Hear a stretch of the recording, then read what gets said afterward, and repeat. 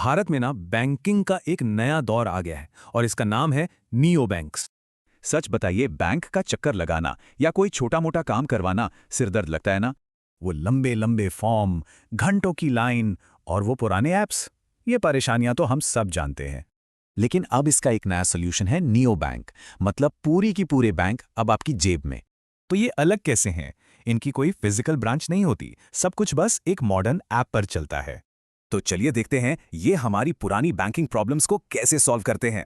सबसे पहला और सबसे बड़ा फायदा है अकाउंट खोलना, बस कुछ ही मिनटों में सीधे फोन से। ये प्रोसेस इतना स्मूथ है कि अंकुर वारिको ने तो यहां तक कह दिया कि अकाउंट खोलना अब फन होगा।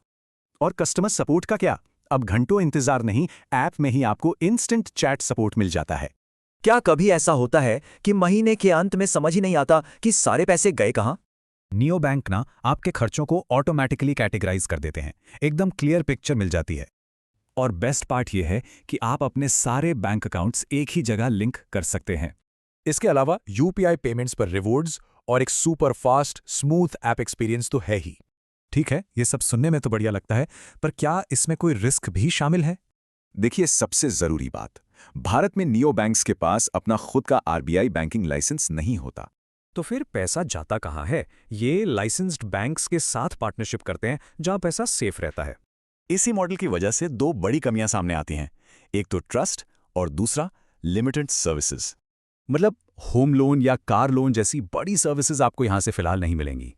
तो सवाल ये है कि इन सबको देखते हुए इन्हें यूज करने का सबसे स्मार्ट तरीका क्या है? तो एक्सपर्ट सुझाते हैं एक हाइब्रिड मॉडल, मतलब दोनों के बेस्ट फीचर्स का फायदा उठाया जाए। अपना प्राइमरी अकाउंट एक ट्रेडिशनल बैंक में रखिए, सैलरी और बड़ी सेविंग्स के लिए, और नियो बैंक को डेली खर्चों और यूपीआई के लिए यूज कीजिए। इस तरह सेफ्टी भी मिलती है और मॉडर्न एक्सपीरियंस भी।